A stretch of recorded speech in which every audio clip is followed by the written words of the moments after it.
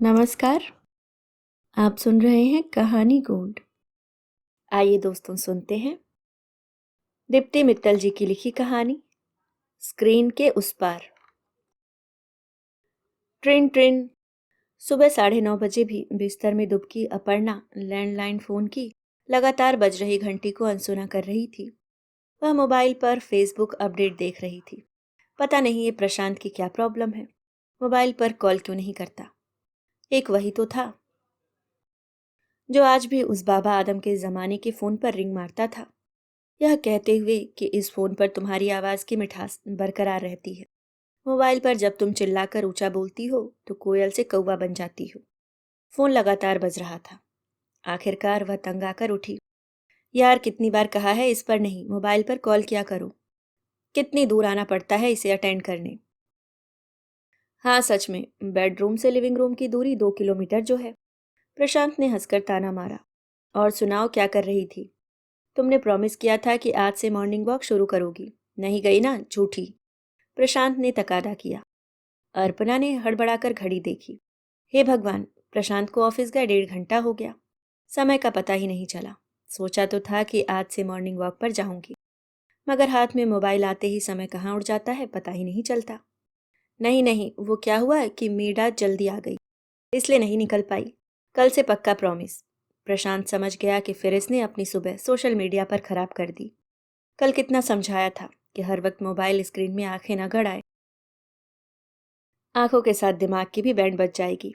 Social media की लत के साइड इफेक्ट वाला आर्टिकल भी फॉरवर्ड किया था। सब कुछ देखा होगा, बस वही नहीं देखा होगा। खैर, थोड़ा डांट डपट कर प्रशांत ने फोन रख दिया। अर्पणा अभी अलसाई सी सोच ही रही थी कि दिन की शुरुआत कहाँ से करूं। तभी मोबाइल पर नए नोटिफिकेशन दिखाई दिए। उसके हाथ खुद ब खुद मोबाइल की तरफ बढ़ गए। पुरानी कलीग निशा ने इंस्टाग्राम पर ग्रुप फोटो पोस्ट की थी। उसके पहले ऑफिस का गैंग लोनावला ट्रैकिंग पर गया था। मिसिंग यू डियर का मैसेज मुंह चिढ़ाता प्रकट हुआ तो दिल पर छुरियां चल गईं। जब मैं वहां थी तब तो किसी ने कोई प्लानिंग नहीं की, और जब से यहाँ आई हूँ हर महीने कहीं न कहीं उड़ते फिर रहे हैं। पुरानी सहेलियों के व्हाट्सएप ऐप ग्रुप पर एक फोटो बचपन की सहेली रश्मि ने भी डाली थी। अंडमान आइलैंड के बीच पर जलपरी बनी पड़ी थी। येलो सनग्लासेस और बिंदी लगाकर कौन स्विमिंग करता है, जरा भी अक्ल नहीं है गवार कहीं की। दिल में पनपी ईर्ष्या जबान के रास्ते फूट पड़ी। पूरी दुनिया मौज उड़ा रही है, बस एक मैं ही घर में अकेली पागलों की तरह बैठी हुई हूँ। सचमुच बेकार ही आ गई प्रशांत की बातों में। मुंबई में अच्छी खासी जॉब थी, बहुत कुछ नहीं था, लेकिन इतनी भी बुरी नहीं थी। कम से कम दोस्तों के साथ आउटिंग पर तो जा पाती। देखो सब कितने खुश लग रहे हैं, धड़ाधड़ स्टेटस अपडेट कर रहे हैं। और एक मैं, अब तो हो गए स्टेटस अपडेट किए हुए। एक फोटो एक किस्सा भी तो नहीं ऐसा जो दोस्तों के साथ शेयर कर सकूं। क्या भेजूं। देखो ये है दिन में भी नाइटी पहने घर की चारदीवारी में भटकती आत्मा अर्पणा। अर्पणा जैसे जैसे दोस्तों के स्टेटस देख रही थी, खुश होने की बजाय दिल की जलन बढ़ती जा रही थी। लग रहा था दुनिया में सबसे मनहूस जीवन उसी का चल रहा है। इसी झुंझलाहट में दीदी को ही फोन घुमा दिया। और सुनाओ दी, क्या हालचाल है। सुन, मैं तुझे शाम को फ्री होकर फोन करती हूँ, कहकर दीदी ने तुरंत फोन काट दिया। इस दुनिया में सभी बिजी हैं, बस एक मैं ही हूँ धरती पर बोझ। बड़बड़ाते हुए वह स्वचालित सी रसोई घर की ओर चौथी कप चाय बनाने चल दी। प्रशांत के घर से निकलने के बाद उसका यही रूटीन हो गया था, चाय पर चाय और मोबाइल पर स्क्रोलिंग। 3 महीने पहले तक अर्पणा मुंबई में एक प्रसिद्ध पत्रिका में फीचर एडिटर के पद पर कार्यरत थी, पर अब उसका दिल उस काम में लगना बंद हो गया था। वह बेहतरीन लेखिका थी, बेहद क्रिएटिव। एक सिंपल सी फेसबुक पोस्ट भी ऐसे लिखती कि लोग वाह वाह कर उठते। बहुत सी कहानियों उपन्यासों के कीड़े उसके दिमाग में सालों से कुलबुला रहे थे, मगर एडिटर का डिमांडिंग रोल उसे इतना थका देता कि अपने मन का कुछ लिखने का न वक्त मिलता, न ही उत्साह बचता। जब प्रशांत को साल भर के लिए झारखंड में एक प्रोजेक्ट पर आना था तो वह कहने लगा, खूबसूरत जगह है, साल भर की बात है, साथ चलना चाहो तो चलो, वरना दोनों बारी बारी एक दूसरे के पास अप डाउन कर लेंगे। जैसी तुम्हारी मर्जी, I am with you. Arpana को यह ईश्वर का दिया हुआ अवसर नजर आया। उसने सोचा कि चलो, इसी बहाने जॉब से ब्रेक मिलेगा और वहां प्रकृति की छांव में बैठकर वह सब कुछ पन्नों पर उतार देगी जो सालों से भीतर छटपटा रहा है। एक पब्लिशर से बात भी करके आई थी कि साल भर के अंदर एक कहानी संग्रह और एक शॉर्ट नॉवेल तैयार कर देगी। मगर पता नहीं ऐसा क्या होता है कि बेहद मसरूफ वक्त में जिन चीज़ों को करने के लिए हम मरे जा रहे होते हैं, वक्त मिलने पर वही चीज़ें हमें याद भी नहीं रहती। रहती भी हैं तो हमारे लिए उनकी अहमियत कम हो जाती है। उन्हें करने की बजाय हम तब तक फालतू चीज़ों के पीछे वक्त जाया करते हैं जब तक ज़िंदगी हमें दोबारा मसरूफ़ न कर दे। अर्पणा की भी यही कहानी थी। शाम को तय समय पर प्रशांत घर आ गया। और सुनाओ, क्या गतिविधि रही दिन भर की? सोशल मीडिया पर कमेंट्स के अलावा भी कुछ लिखा या यूं ही टाइम पास कर दिया? एक प्लॉट डेवलप कर रही हूँ, प्रशांत के ताने से आहत अपर्णा ऊंचे स्वर में बोली। कहाँ, डायरी में लिखकर? नहीं, दिमाग में। फिर तो हो चुका डेवलप, प्रशांत कोढ़ा। अच्छा, ये मज़ेदार फोटो देखो। अर्पणा बात पलटते हुए उसे मोबाइल पर एक फोटो दिखाने लगी। याद है ना मेरी सहेली रश्मि? वैसे कभी छपरा से बाहर नहीं निकली, मगर अब अंडमान घूम रही है, सिर पर घूंघट रखने वाली, स्विमिंग सूट में, वो भी इतनी बड़ी बिंदी लगाए हुए। Can you imagine? लहजा मजाकिया था। यार, जब मेरे साथ बैठती हो तो इस बला को दूर रखा करो। प्रशांत उसके हाथ में मोबाइल देखते ही चिढ़ा था। उसने मोबाइल लेकर दूर स्टडी टेबल पर रख दिया। कुछ इधर उधर की बातों के बाद अर्पणा ने पूछा, सुनो, क्या तुम्हें कुछ दिनों की छुट्टी नहीं मिल सकती? जब से आए हैं इसी घर में कैद हूँ। इस सुनसान जगह पर कहीं घूमने फिरने का स्कोप भी नहीं है। कहीं बाहर चलें? सुना है आसपास बड़े खूबसूरत हिल स्टेशन है, मेरा चेंज हो जाएगा। हम देखते हैं। चाय पीते हुए प्रशांत अपर्णा को बड़े ध्यान से देख रहा था। बड़ी बेचैन और कंफ्यूज नजर आ रही थी वह। उसका मन जैसे हिरण की गति से इधर उधर कुलाचे भर रहा था। उन सभी जगहों, उन सभी लोगों के बीच जिनके उसने दिन भर सोशल मीडिया अपडेट देखे थे। वह एक जगह टिक कर बैठ भी नहीं पा रही थी। तभी अपर्णा चाय छोड़ मोबाइल की ओर दौड़ी। प्रशांत हड़बड़ा गया। अरे, क्या हुआ? दीदी ने शाम को फोन करने के लिए कहा था, कहीं उन्हीं का फोन ना हो। अर्पणा बोली। पर मोबाइल पर कोई रिंग नहीं बजी थी। हे भगवान, अब इसके कान भी बजने लगे। वह चिंतित स्वर में बोला, शायद कहीं बाहर से आवाज आई होगी। आजकल सभी की रिंगटोन एक सी ही होती है। वह झूठी मुस्कुराहट फेंकते हुए वापस आकर चाय पीने लगी। प्रशांत और अर्पणा को झारखंड आए 4 महीने हो चुके थे। दोनों की दिनचर्या बदस्तूर जारी थी। आज प्रशांत थोड़ा चहकते हुए ऑफिस से आया। कहाँ छिपी हो अपर्णा डियर? तुम्हारे लिए एक जबरदस्त गुड न्यूज़ है। अपर्णा भागती हुई आई। क्या हुआ? तुम कह रही थी ना कुछ दिनों के लिए कहीं घूमने चलते हैं, तो बस आज उसी की पूरी प्लानिंग करके आया हूँ। मेरी लीव एप्लीकेशन भी अप्रूव हो गई है। कहाँ जा रहे हैं यह तुम्हारे लिए सरप्राइज है, मगर मैं गारंटी के साथ कह सकता हूँ कि यह ट्रिप तुम्हारे जीवन का सबसे बेहतरीन और यादगार ट्रिप होगा। ट्रस्ट मी, मैं तुम पर आंख मूंद कर विश्वास करती हूँ। प्रशांत की बातें सुन अर्पणा ने खुशी और उत्साह से उसके गले में अपनी बाहें डाल दी।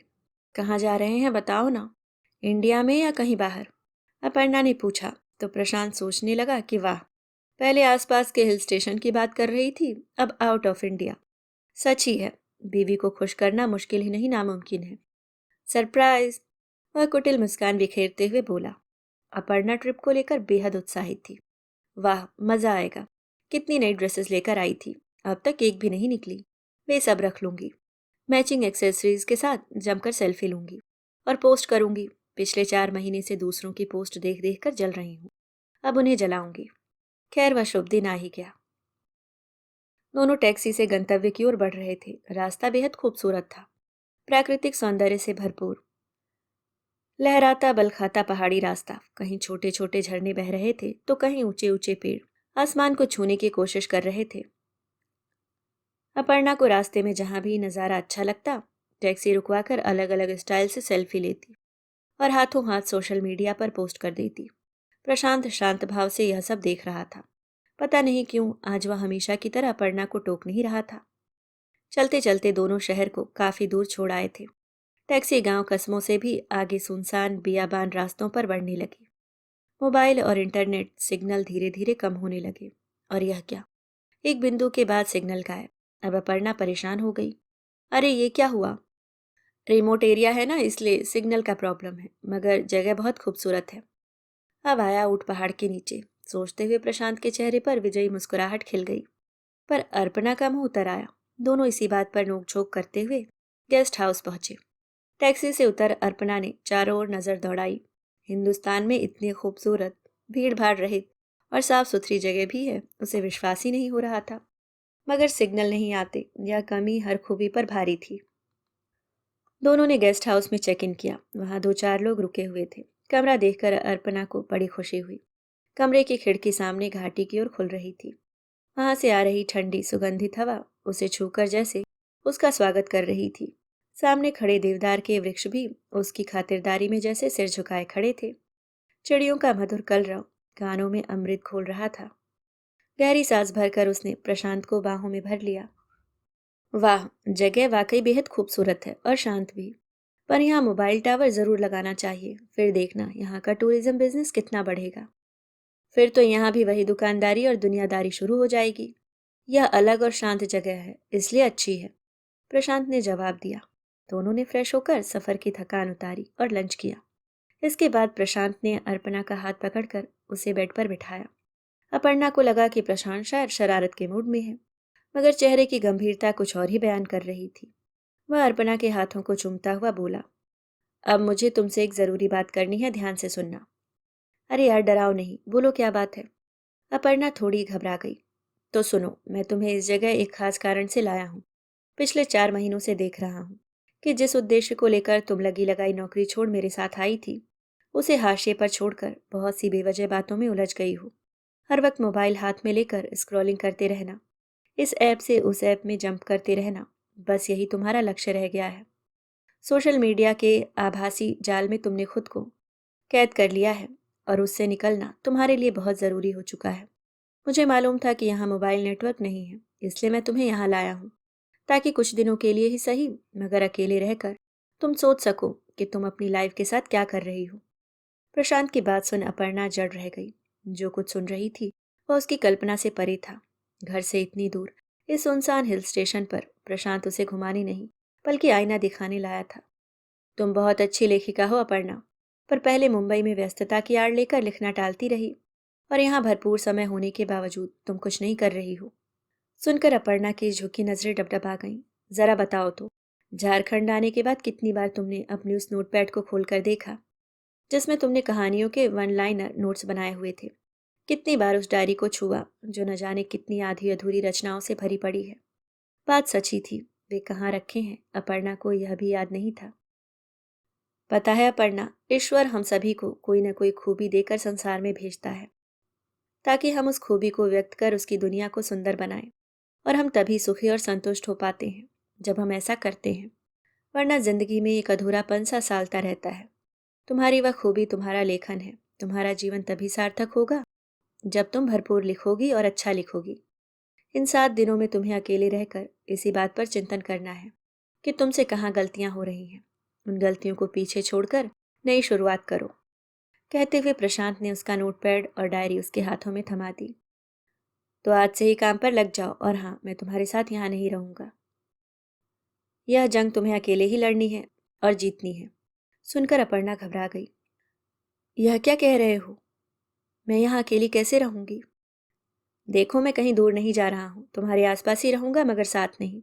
यह गेस्ट हाउस मेरे कलीग के पिता का है। तुम्हें यहाँ कोई तकलीफ नहीं होगी। मुझे पूरा यकीन है कि 7 दिन बाद जब मैं तुमसे मिलूंगा तो तुम्हारी कलम से नई रचनाएं जन्म ले चुकी होंगी। चलो, अब मैं चलता हूँ। प्रशांत, रुक जाओ प्लीज। उदास अपर्णा ने जाते हुए प्रशांत का हाथ थाम लिया। प्रशांत अपर्णा के माथे को चूमते हुए बोला, विश्वास करो जान, इस समय यह एकांत तुम्हारे लिए बहुत जरूरी है। इसमें ना वास्तविक दुनिया का दखल होगा, ना आभासी दुनिया का। इस एकांत में तुमको बस खुद के साथ रहना है। खुद से बार बार पूछना है कि कैसी हो अपर्णा, कैसी लाइफ चल रही है, जो करना चाहती थी क्या कर पाई, जिंदगी को कुछ मायने दे पाई, या उसे बस यूं ही खाने पीने सोने और फोन में जाया कर रही हो। देखना, तुम्हें तुम्हारे भीतर से ही जवाब मिलेंगे। कहकर अपर्णा को निशब्द बैठा छोड़ प्रशांत वहां से चला गया। सब कुछ इतना अप्रत्याशित घटा कि अपर्णा कुछ प्रतिक्रिया नहीं दे पाई। कुछ आंसू पलकों से लुढ़क कर गालों के साथ मन भी भिगो गए। क्या इसलिए प्रशांत कह रहा था कि तुम्हें यह ट्रिप याद रहेगा? उसने कहीं पढ़ा था कि अपनी बुरी लतों पर जीत हासिल करना दुनिया का सबसे मुश्किल काम है, लेकिन यदि पहला कदम सही पड़ जाए तो रास्ता आसान हो जाता है। और यह पहला कदम उसे उठाना था, वह भी इन्हीं 7 दिनों में। मैं ऐसा करूंगी, अपने लिए ना सही मगर तुम्हारे लिए जरूर करूंगी, उसने मन ही मन निश्चय किया। अपर्णा को एक दिन संभलने में लगा, मगर जब अगली सुबह सूरज तय समय पर खिड़की से झांक रहा था तो उसने देखा अपर्णा का जान से प्यारा मोबाइल हैंडबैग के अंदर पड़ा अपनी किस्मत पर रो रहा है और उसके हाथों में एक डायरी इतरा रही है। उसने डायरी खोली और लिखने बैठ गई। एक ऐसी परी की कहानी जो अपनी नादानी से एक स्क्रीन में कैद होकर बुत बन गई थी। फिर उसका प्रेमी राजकुमार उसे खोजता हुआ आया। अपनी सूझबूझ से उसने स्क्रीन का तिलिस्म तोड़ा और उसे बाहर निकाल जिंदा किया। फिर उसे सफेद घोड़े पर बैठाकर उस जगह ले गया जहां स्क्रीन के पार खड़ी हसीन जिंदगी बाहें फैलाए उसका स्वागत कर रही थी। अभी आप सुन रहे थे दीप्ति मित्तल जी की लिखी कहानी स्क्रीन के उस पार। उम्मीद करती हूँ दोस्तों कहानी पसंद आई होगी। धन्यवाद।